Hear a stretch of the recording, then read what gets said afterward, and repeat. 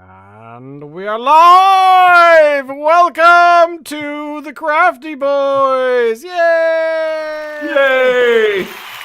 Hooray! We are a show that words insert here. We are a show where we drink beer and talk about stuff. Whatever we talk about is stuff that we want to talk about. So if you want to talk about something, usually nerd stuff. This is true. I mean, how many times have we learned just by being on this show that Back to the Future was a bunch of time traveling bullshit?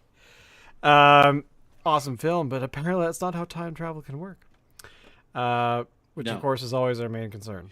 Well, actually, right now time travel can't work at all. So this is a good point. Unless you're using a backdoor through AI generative content. Right. But everybody knows that if you want to go back in time, you got a slingshot around the sun. You know. You build up enough speed and boom, you have time travel. Yeah. This is like basic elementary stuff. All right. This gives me an idea. Does nothing for the fact that where the sun is in space depends on where it is in time. Yeah. That's true. Mind blown. Okay, so here, I just want to do something here. Okay. Are you going to mess with the timeline? You said, who brought up ChatGPT? Oh, well, I think maybe I don't know if that's exactly what I brought up. I was actually referring to William Gibson's latest series of novels, but yeah, sure. Oh, really? Okay. Which basically is, another round of Mr. Gibson writes a bunch of fiction that now comes true around us as we sit here. Okay, so let me bring up a chat here. Oh, look, ChatGPT is, here we go. I'm going to create a brand new chat. We're going to call it the Crafty Boys Introduction. And let me just share this on the screen for you. Here we are. I want to have this. Booyah. All right. Okay. Could you please write an introduction to the Crafty Boys Beer Review podcast? Good. Is using the word please like a difference maker? No, It is just how I naturally. I, for one, welcome our digital overlords. That sort of thing. All right, craft beer hosted by brothers Conrad and Sean. Okay, who's gonna play Conrad?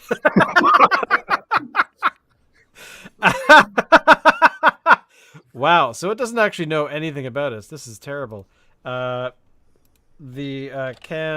you edit that to say it is hosted by 3 different people named Shane, Locke, and Alan? Let's see. Which reminds me, I'm going to check to see if our 4th compadre is around. I'm going to send him the link anyway, just in case he decides to join. So, here we go. Hosted by 3 beer enthusiasts. All right, there we go. Ooh, so okay. I'm an enthusiast. So welcome to being a enthusiast. You hear that, honey? I'm not a drunk. I'm an enthusiast. Some people are enthused. But yeah, so there we go. So that's what our show is about. Just thought we should bring in the technology into the show because last week, did I show you guys last week the whole AI generating tweet thing? Yeah. Yeah. So Locke, you weren't here, but I'll show that to you later on. But anyway, what beer we're drinking tonight, boys? Alan and I have the same thing. Lock. Let's start with let's go right, from cool. east to west. Okay, all right. So speaking of east, somewhat east of here in Ontario is Quebec, and what I have with me is Les Trois Mousquetaires, Mm. who have made themselves what they describe as a Porter Baltique. Okay. And underneath, they also describe it as a black lager. And then, for certainty, in case anybody's confused, they add extra strong beer. 10% alcohol per volume. Ooh. That is strong for a lager. Normally, when I see, the trappings of what looks to be a Belgian, I start to think to myself, this is maybe multiple fermentations, but it doesn't say anything about that here. And as I said, of all the things, it specifies that it's bottom fermented, which is to say that it's a lager. Okay. Interesting. 85% of the malts are from Quebec. Some of them are smoked. It uses Nugget and Cascade hops. I was about to say hobbits, but no, they use hops instead of hobbits. The Shire! Ah! Strong dark lager inspired from the porters around the Baltic Sea region. Okay. I feel basically- like you're conspicuously avoiding the word Russia here. But let's see how this goes. Let's give it a try. Now, I'm thinking Give it I've a had whirl. this before Mm. at Beer Fest, Yeah. but I could be wrong. But it sounds very familiar.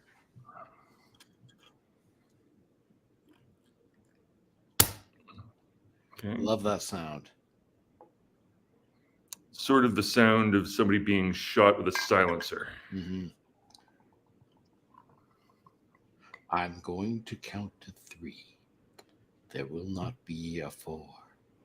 You give me Okay. the code. What we don't have here is a foamy, creamy head. That's not what we're doing. This is a lagerish head. Okay. Oh dear. That's Oh dear. That's much sweeter than I'd hoped. Oh. Well, Tell us about it. I like the smokiness. You know what this reminds me Okay. of? And the fact that it's from Quebec is actually maybe relevant here. What it reminds me of is, do you remember back in the old days, there was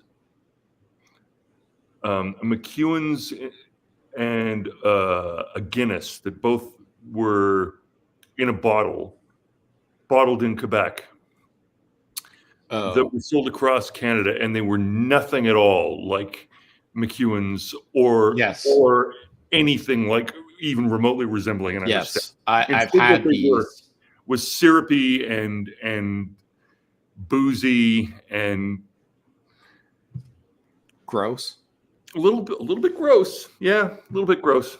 Yeah. This isn't as gross as that, but this is you know how the first season of Blackadder was was a real bit of a loser.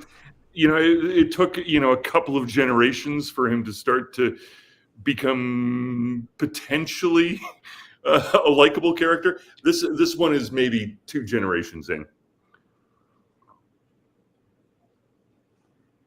Okay. So he's still scheming and poisoning people, Right. So not something that you would get again, is what you're saying. No. This was. I'm glad I tried it. Now I know not to do that. Out of curiosity, with the corked bottle and all that kind of stuff that had, like, I assume sort of like a wire cage over the cork. Yep. How much was that bottle? Roughly. I'm going to say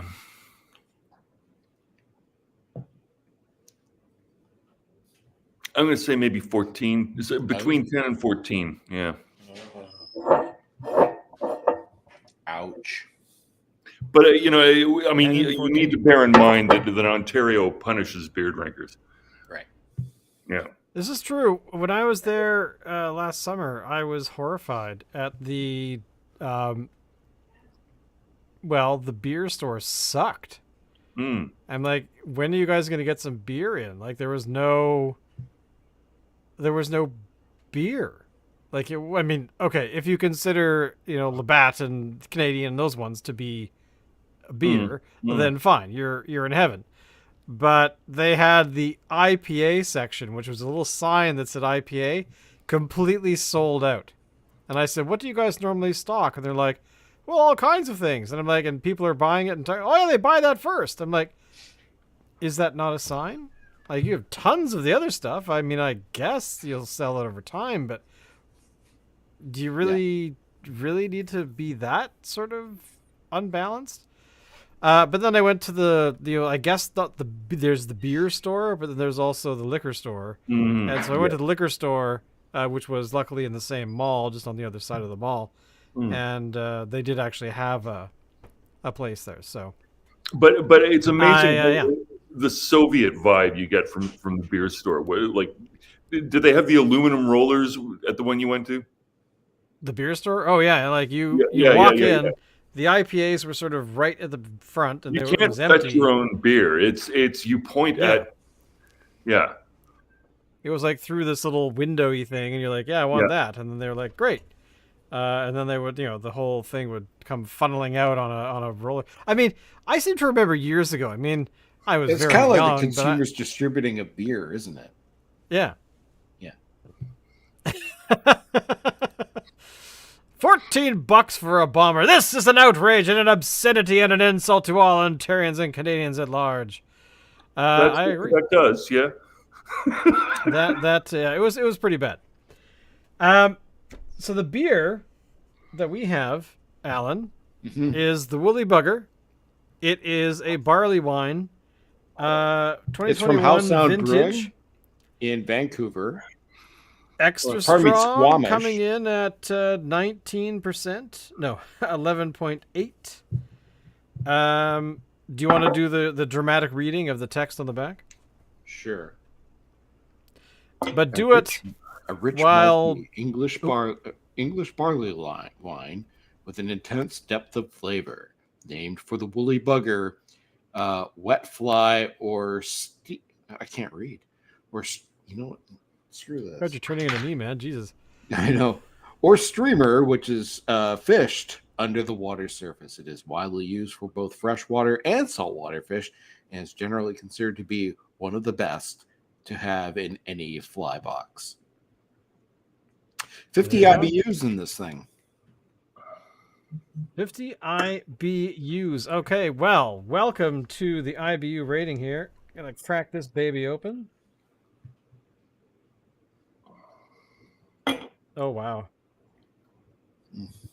I remember one time going out on a date to... I remember those days, too. I remember back in the day to Romeo's Downtown in Victoria, and sharing a bottle of wine with my date, and not realizing the wine was like 14% or something. Like, it was a higher gauge wine.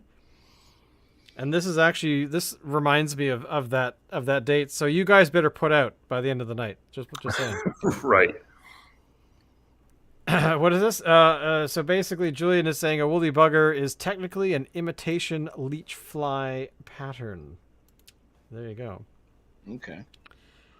All right. So this is the woolly bugger. Okay. Here in the glass. Never mind the Guinness badging. It's not Guinness.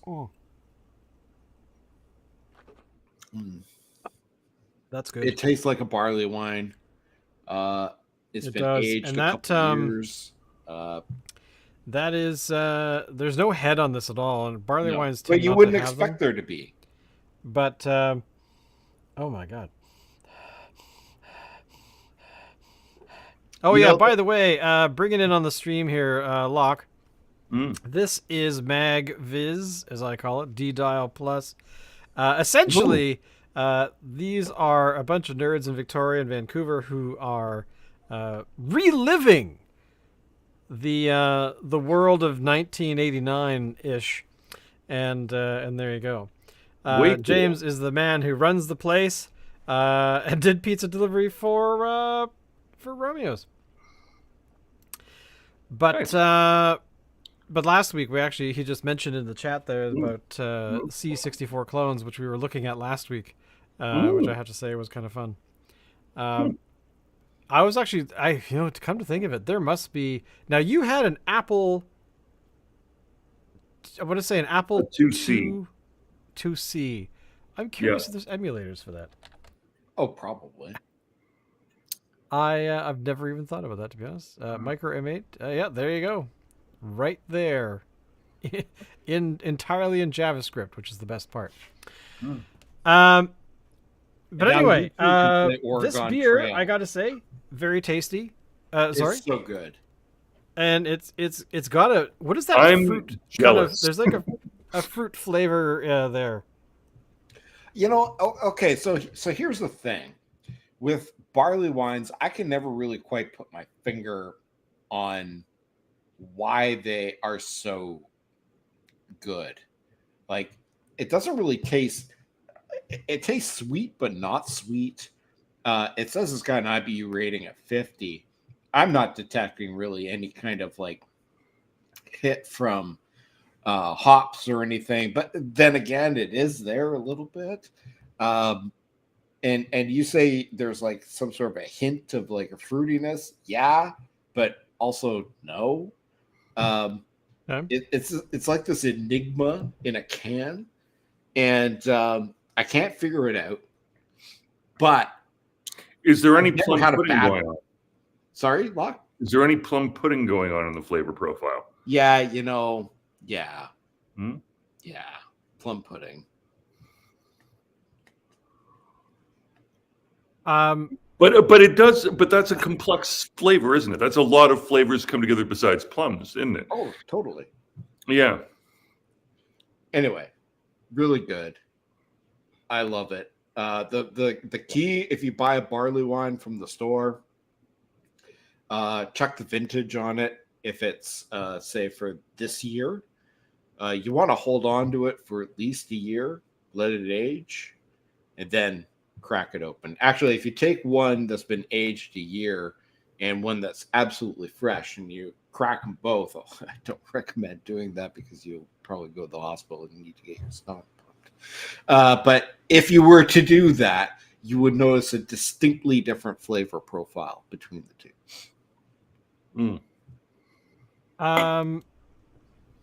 I just want to show you guys this from yesterday when I popped over to CanadianBeerNews.com.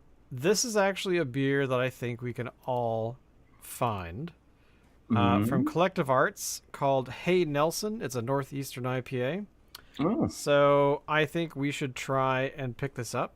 I know that we have a pretty good chance over the next couple of months to find this outside of Ontario. But I know, of course, Locke, you'll be able to find it probably fairly easily. Yes. I would hope. I would hope so, because I gather it just came out. It is not widely available yet, but with all things Collective Arts, we find that they do show up on the West Coast. They have a fairly nationwide presence. Now, for your any updates in your life, Locke, what are you doing?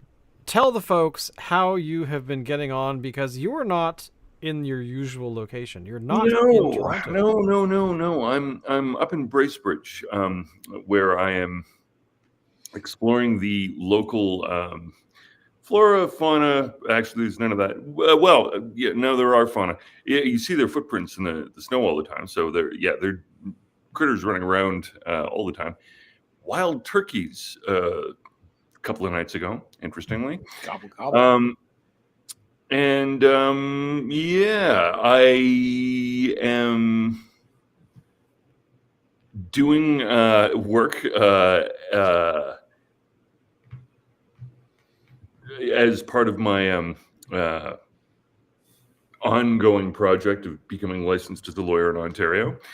And that is enough that to say about that, because I think I did not fight my way to this point to screw it all up by saying a whole bunch of disclosure on a beer podcast. So that's sort of what I'm doing. But on that topic, what I have had an opportunity to do is to visit the brewery of Lake of Bays, who I have featured as one of the better breweries in Ontario and talked about some of their stuff on the show before. I actually had a fascinating chat with one of their brewers, and so one of the things that they've been doing lately is a craft Italian Pilsner. And what they have in their tap room is a selection of 4 different pours to the same beer. They will do a traditional Czech pour, a slow pour, a milk foam pour, and a standard pour. The slow pour is the one that I kind of went to most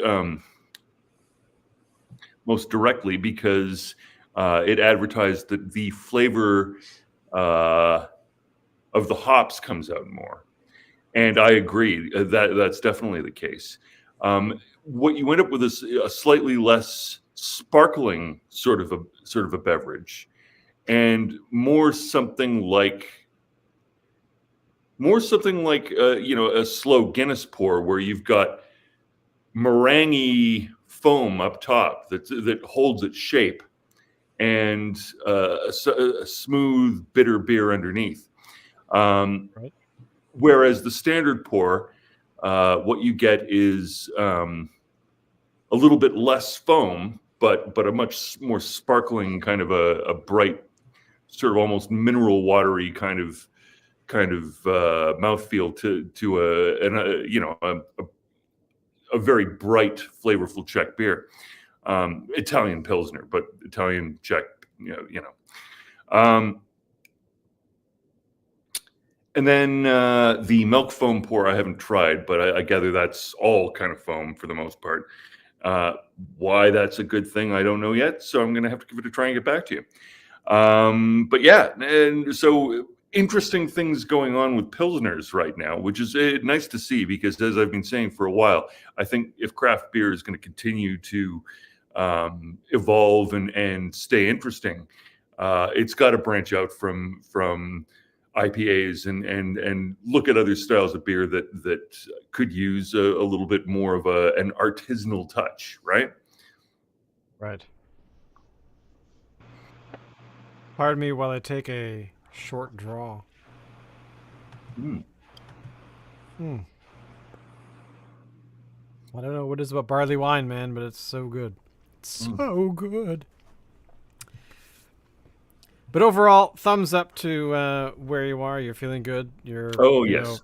You're in the right place. No, it's what can I tell you? I'm a country boy at heart. Yeah. What's going on in your world, Alan? In my world? Any news? Any exciting details? Nothing that's exciting. How's the porn career going? Porn career is going okay. Cool. Yeah. They want me to work with a guy named Chad, and I just actually it's Hanging Chad, mid-90s. Hanging Chad. Yeah, and I'm just not into it. Anyway, what about you, Shane? What are you doing? What's going on Anything? Well, I get my penile implant next week. Nice. You know, I'm going for a full I'll 15. recommend you to Hanging Chat. Yeah, I gotta change careers at some point. You know, I've been doing the same thing for 30 years. You know, it's about time I change it up. You know, I figure I'd be a shoe-in for, you know, the dirty old man, you know? Yeah. So we were mentioning earlier about the cost of some of the beers and how Julian in the chat was saying that highway robbery is like a crime, that you have to pay $14 for a bomber. Well, that $14 for a bomber on April 1st is going to get a little bit more expensive, as apparently the Canadian liquor tax hike of 6.3% is coming in April. It's a federal excise tax. It actually was introduced in 2017 and has adjusted the price of Canadian liquor every April since then. But because of it's tied to the consumer price index. So with the inflation rate that's the way it's been for the past year, 6.3% hike in the Canadian liquor taxes. What can I say? know- I've had a good run. Yeah. Now that's Do you just a think- 6.3% of the taxation portion of what you are Yeah. spent. So it's not 6.3% on everything, but Yeah, look, I think we're all reaching an age where it's probably prudent that we drank a little less anyway. What are you talking doesn't about? I'm mean just getting warmed up. I'm not about to become a teetotaler or anything, but not that there's anything wrong with tea, especially if you put a little vodka in it. But are you talking about Long Island iced tea? What? yeah, no. Look, it is a thing that over time, you know, you pay with your liver. Well, I mean, that's the thing, and we're isn't it? speaking. Yeah. Well, speaking of which, we need to raise a glass to a family friend that we lost over the weekend. Richard, who nobody online will know, but I've known him since forever. Yeah. But he passed away. So yeah, this is to him. Richard. To Richard. Because he was feeling unwell for a little while. He decided to go to the doctor. The doctor said, you have arthritis. Congratulations. You're in your 70s. No kidding. That doctor was wrong. So he went back a little while later and found out that he had, well, to be honest, don't actually know, but basically he had all the signs of liver cancer. So, yeah, so that sucked. But Making it to his 70s, though. Good job. This is true. He was 75, I think, 74. But yeah, it was really sad, and you know, he was a good one. So, but yes, cheers to Richard. Yeah, he 75, and you know, cancer from somewhere to somewhere else, and here's to that again. To not have that, by the way. But overall, you know, age is cruel. You're right. We should probably drink less. However, that argument stated, I know that Julian will, of course, just say that, you know, we should just brew our own booze, and to hell with the government. So there you go. Well, yeah, look, if you were about to introduce, you know, a significant tax hike, wouldn't you get ahead of that train a little bit and put up a sign saying, attention, you know, health concern over alcohol, right? I mean, that's what I would do, but just saying. Great. So something I wanted to mention last week's show, and I forgot, and I mentioned it, and we were still live, but I forgot we were actually live. But anyway, so Roger Waters of Pink Floyd fame, Yes, right, has apparently re-recorded the wall, or not the wall, Dark Side of the Moon, as a solo project. And it was said, he was quoted in an article in Germany as being without any pesky guitar solos, somewhat disparaging Gilmour, his old bandmate, in the process. Now, since then, Dr. Roger Waters has, I think it was delivered a tweet where he said that he was not quoted properly. In fact, it's not even that he was misquoted. It's that this journalist in Germany basically made stuff up. He said he never said anything disparaging. Was it even a real journalist, or was it just Chat GPT or whatever? I don't know. I don't know. But anyway, he said that in his opinion, Gilmour is one of the greatest guitar players of all time, and loves his work. And the fact that he has re-recorded Dark Side of the Moon on his own is not any way a disparagement of the original work that they did, which he believes is still one of the best albums ever made. So why did he do a different version? Like, is it a different version, or is it just a version? I don't know yet. Nobody's heard it yet. Okay. So probably just ka-ching. I'm thinking Could be. It might be interesting to hear what that album might have sounded like with modern production. That's possible. I could see that being something that you would consider doing. Might have, reimagined it a little bit. Could have been. He's an imaginative enough guy that I could see him doing that. I don't know. I'll listen to it. I guess, listen to it. Yeah.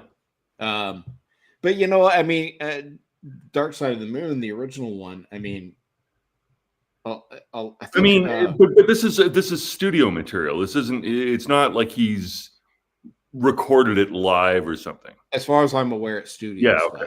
Yeah. Just to confirm. Yeah. But I mean, and one person who worked on Dark Side of the Moon, who I think is entirely underrated in the whole thing, is Alan Parsons, who was the engineer, the sound engineer who worked on it. Do you guys listen to any Alan Parsons project? Yeah, I mean, I'll listen to a bit of it. Is it good? Like, I know it by reputation. I've never listened to any. He's got some good stuff. Like, I mean, his stuff that hit the airwaves, like "Eye in the Sky" and that kind of thing. But I mean, you can definitely see some similarities between just in the engineering side of things between Alan Parsons project music and specifically Dark Side of the Moon. That's interesting. Okay. Not necessarily from an artistic point of view, but from a sound engineering point of view. I would like to play. But this isn't a spite project. Like Ozzy Osbourne is re-recorded. Well, nobody knows. All of Black Sabbath is Ozzy Osbourne, and then went back and re-recorded all of early Ozzy Osbourne without the bass player Daisley or the drummer. I think. I mean, and didn't. And then there was Def Leppard's weird move where they had to re-record Hysteria so that they had the rights to music. What? They I never heard about that. They have the same problem that Taylor Swift does, where they suck. No, they basically. Well, I only bring up Taylor Swift just because I've heard about it and read about the news, where basically she's had to re-record a bunch of her albums, or she is in the process of, because she doesn't own the masters of her original work. So she's done that. And that's exactly what Def Leppard had to do. I think they started doing that in 2012, I think. And Julian, by the way, is rhyming in here. So there you go. And all right. But basically, yeah. So they decided that they had to re-record some of their stuff. They specifically Hysteria because of them not owning the masters, Right. and they tried to get them back. They tried to buy them back, whatever. Didn't work out, so they just re-recorded them. And like Taylor Swift, Hysteria sucked. So Yeah, why I mean, they would try to re-record? Just let it everybody, go. everybody, what has seven arms and sucks? Def Leppard. They can't even afford to have a drummer with more than one arm. I mean, come on! Oh my lord! I got more talent yeah, in one arm than. Oh, sorry. Well, that's the thing, right? Is that there are a lot of these artists out there that have graduated from. Well, actually, the Beatles didn't own their masters for quite some time. I think it wasn't until. Sorry. Is that because Michael Jackson bought them? Michael Jack. Well, he was one of the owners. He bought them, and then I gather it wasn't until I think Michael Jackson died where he somehow the Beatles were able to take them back, or what's left of the Beatles. So, and actually, I think that it's who actually owns them. Which Beatle? Do both of them need? I think it's Paul. Is it Paul? It must be John. Yeah, exactly. John was able to rise from Yoko the grave has it and buy them back. But yeah, I mean that's a rare thing, right? That's a thing that just doesn't happen really at least of that era, like of that time and place. But now, of course, you have a lot of artists that just refuse to have a record label or refuse to sign the rights of their music over to the record label. So, and what is a record label these days anyway, aside from a promotional machine? Yeah, I mean, was it the Arctic Monkeys or the Flaming Dicks or whatever? Or not Dicks. Flaming Lips. That one. Weren't they bands that stayed outside of the studio system? They just basically said, no. Flaming Lips. They got signed to Warner Brothers. Okay, then it must be the Arctic whatever's. The Arctic Which, Monkeys. to be honest, if you played an Arctic Monkey song, I wouldn't know it. But still, I gather that they did at least their first album outside of the music industry. Yeah. So, I mean, that's kind of not a thing. Even Elvis, all these sort of big name acts from the 50s, 60s, and 70s were all run by studios. Actually, here's an interesting way to look at it. The way the music industry used to work in North America, back when music industries were a completely new thing, and it was like, oh my God, there's an industry and it's all about music. What? The only thing comparable going on that I can see right now is K-pop. Now, I know very little about K-pop. But I do know that specifically K-pop it's a machine. Like it is an absolute machine. Exactly, and that is sort of the point. Is I thought it was one of the characters from Rice Krispies. Sorry, I thought it was one of the characters from Rice Krispies. I guess you were wrong. Sorry. But yeah, I mean, there's definitely a I don't know, like a where you have these sort of cultural expectations of a K-pop group, like what are they called? I know nothing about this band except I've listened to them a bit, and some friends of mine are huge fans. But there's this group called Perfume that have been around for quite some time. I think the first stuff they released was back in 2009 or something. But anyway, that's not the point. The point is that I gathered a lot of K-pop bands have this whole persona of the people in it, of these three women, who are supposed to be, virginal and pure and innocent and all these sorts of things. But 15 years later, they're women in their 30s, and it's like, Hmm. and I think they're all married with children. So I mean, it's kind of like, when does the artifice kind of dissolve away to recognize that they are human beings as well? But at the same time, I gather that's not a thing in K-pop. Well, okay, like Aretha Franklin, like she was what group was she a member of? Do you guys remember?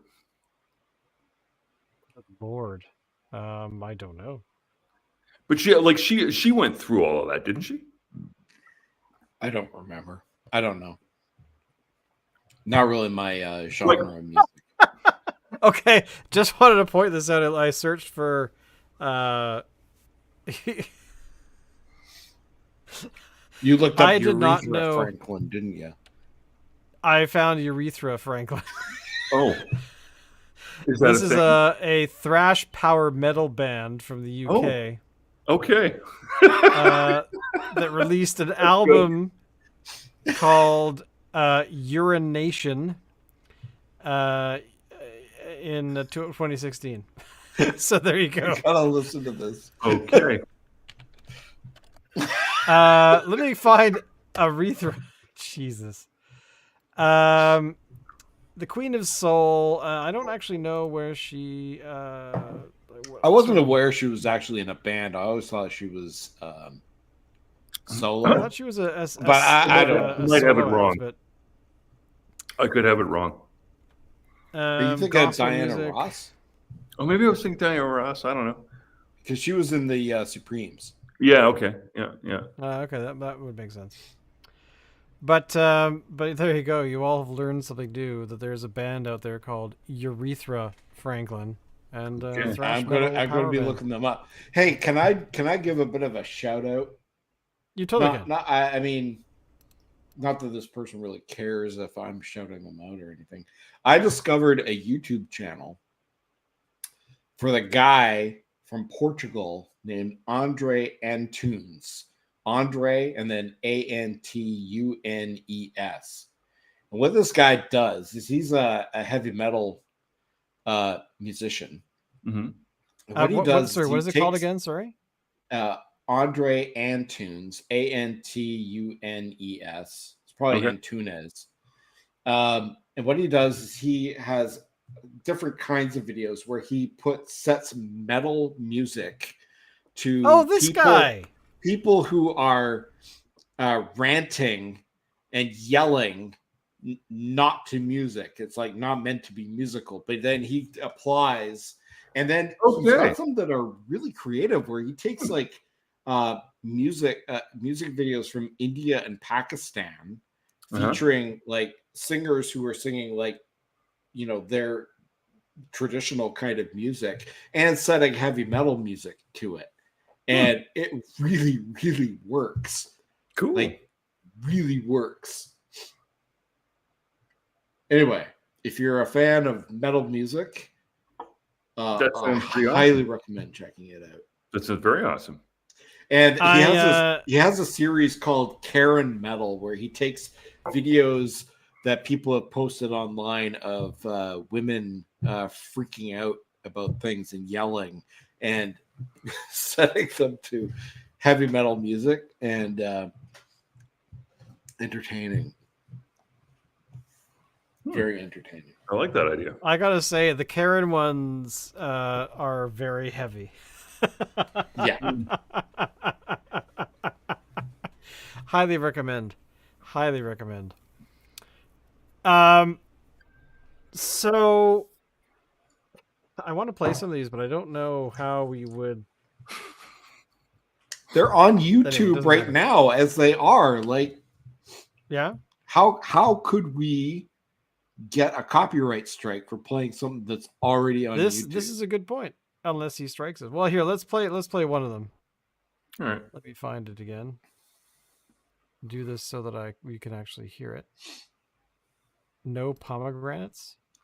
That's a good one, but you gotta give it a couple of minutes. So here we go. This is No Pomegranates. Okay.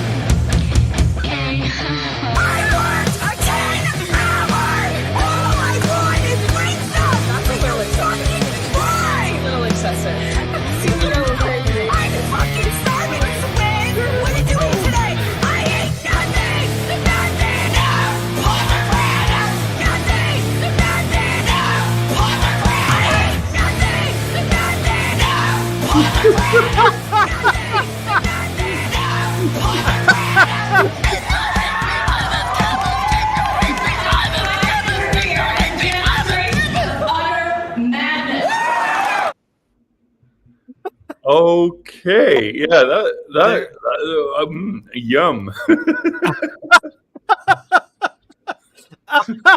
Thank you for namaste. Oh my god, wow. Yep, I haven't seen that one. That is absolutely brilliant.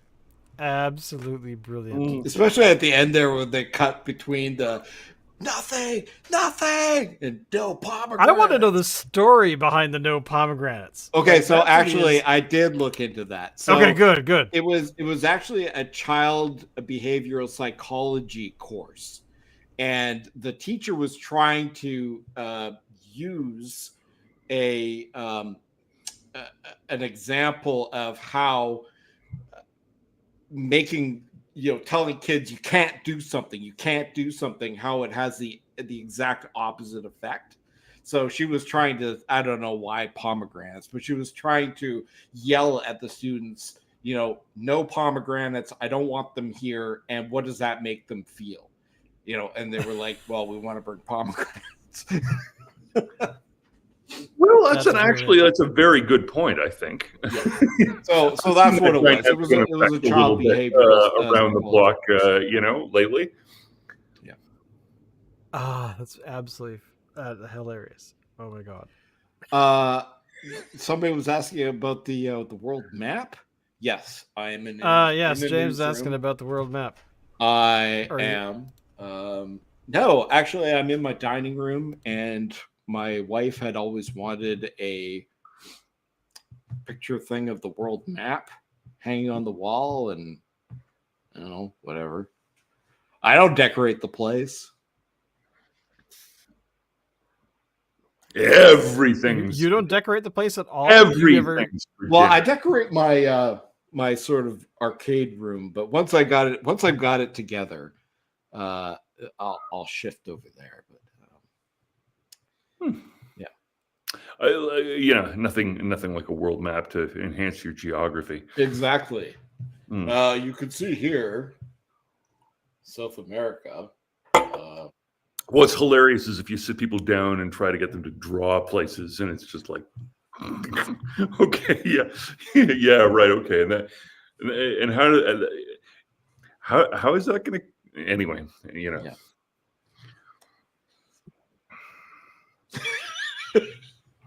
Well, like they'll draw like a Gulf of St. Lawrence that like goes all the way to Calgary. You know what I mean? And like they'll somehow forget the Hudson's Bay, and so they'll draw it in later, like somewhere else. Yeah. Locke, Were you here for the rock band stuff that we did a few weeks back? I don't know that I was. Let me go in here. Maybe I was. I'm trying to remember now. Oh, right, the AI stuff. The AI stuff. Yeah, Locke was here for that. Oh yeah, it was totally there. Yeah. And we did like what was it like? Pink Floyd and Led Zeppelin mashup. Oh yeah, that's right. Yeah. Let's see if I can find it here. And it all somehow came out looking like a Guns N' Roses album cover for some reason. Yeah. Go. Yeah, it'd be kind of interesting to do like Pavarotti as like lead singer of Metallica or something. All right, let's do that. Or Slayer actually. Did they not Pavarotti do that? Slayer. Metallica S&M with Pavarotti? No? Did that not happen? Am I just imagining that? I think you're imagining that. All right. Maybe Michael Bublé and Metallica. That would be a mashup right there. That sounds pretty solid, actually. Sammy Davis Jr. and Sammy Davis Jr. isn't still with us, is he? No. Oh, gosh, no. God. Okay, so you wanted Pavarotti? I think that's his name. With Slayer. As the lead singer to the metal band. Oh, so hold on. Yep. Try to understand what's going on with. Okay. What? Shane's realistic photo of a 45-year-old black hair. Oh, that's somebody else. That's somebody. This is a public list. Right? Okay, yeah. Pavarotti is the lead singer somebody else. to the metal band Slayer. Let's see what happens. I'm very curious. So now we've asked for that. We have to wait for a little bit to get our result, which should be somewhere. Here we go. Waiting to start. Oh, there we go. Really? So this image here is going to populate with our request.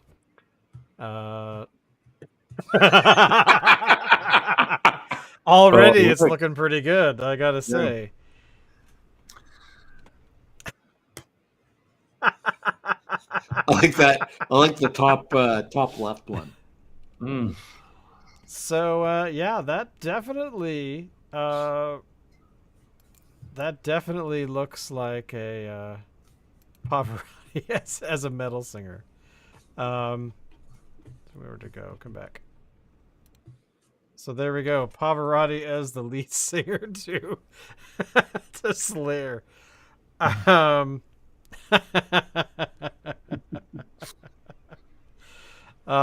love it. So let's add that up to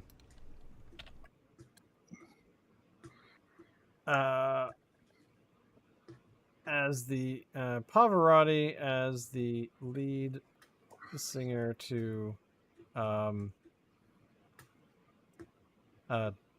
Dr. Teeth. Ooh. And the Electric Mayhem. A t-shirt featuring Okay, of course. Pavarotti as the lead singer to Dr. Teeth and the Electric Mayhem. Oh, what's this over here? Sorry. AI rock band photo of Putin and Biden. Oh, yeah. Ooh. That's a good one. Putin. So how would that work? Would Biden be carrying Putin or something? A rock musical with Biden carrying Putin across the stage. We just saw the pictures. Who knows? Yeah, there's a lot of weird stuff coming by. Mayhem. That is right on. I am suitably impressed. Oh awesome. wow, They're that all is good. I like them. They're they're so good. That is some flavorful. That I like. Actually, you're right. I like them all, but these. What is this one? He's like You know that guy who had carrying those ice little cream cones poofy or ball something. things, and he'd hit them with the hammers, and they'd make a note in a different. Mm. I Right. think that's what it is. Let's see.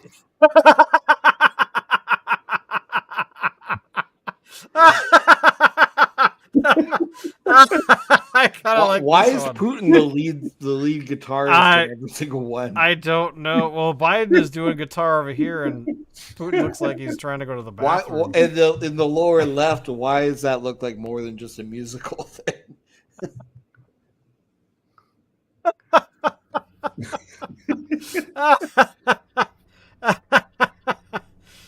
Oh god, there you go. There you go, James. Let's do that one. Biden. Oh no, sorry, Putin. A painting of Biden. Or sorry, of Putin catching Biden after Biden falls off his bicycle. There needs to be a little more detail. An oil painting of Putin after he falls off his bicycle. Let's give that a whirl. Let's see what happens with that. But I gotta say that the mother black man with muscles and 3 women sitting on his lap. Kind of awesome. But I gotta say, my favorite thing that we've ever created is not that. It is this. It is that. Yes, that is very good. That is just the best thing I have seen ever. Oh my god. So we need to get Dave back in the show. I'm not sure where he's been at. Is this Putin being run over by Biden on a bicycle?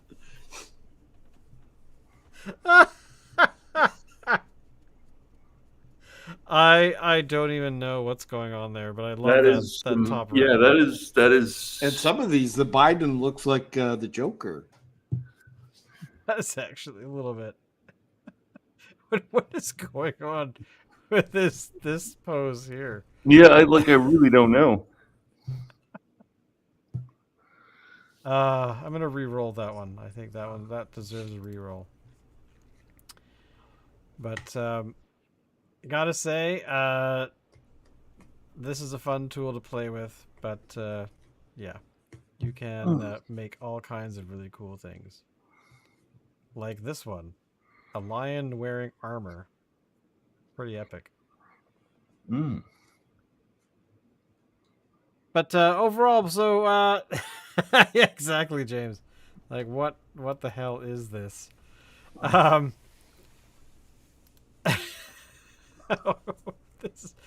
is just getting better.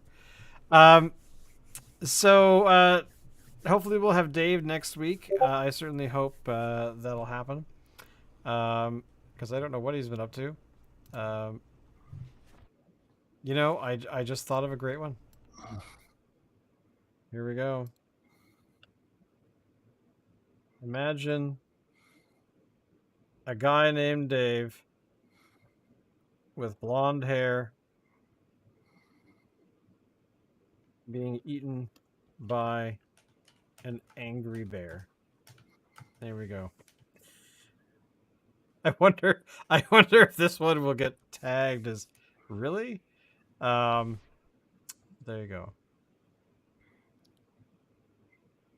Oh nope, there he goes. Somebody being eaten by a bear. Nicely done. I'm tired, You boys. know about the Locke, upcoming film Cocaine Bear, do you? I am looking forward to that. I am Yeah. so looking forward to Cocaine Bear. The tagline, as far as I can tell, is based in real events. It is a true story in Somewhat. terms of there was some lost cocaine. And a bear ate it. And a bear did eat some of it. I gather the bear fell asleep. Yep, that's Dave. That's totally Dave right there. But yeah, it didn't go quite the way the movie depicts. But a guy named Dave screaming at a bear, apparently. Now, AI art does work with when you have far more detail than we gave it, but still, kind of. You need to mention that Dave looks mousy. Mousy. Wow. Okay. I don't know. This is what happens when he's not around. Yeah. Well, he's not here to defend himself, so I'm going to slide. All right. No, that's a good point. He's not here to defend himself, so it is fair. Yeah. But anyway, we'll see you all next week. Thank you all for watching. Thank you all for coming by and chatting at us in the chat thing. But Locke is a working man, and he is in the East, so we need to retire to let him go and do that sleeping thing. Because I gather he has to get up really early. I do have to get up. We'll see you all next week, and as always, drink good beer and you know, come watch us. Exactly. Woolly Bugger. And what was the one you had, Locke? Yeah, this is the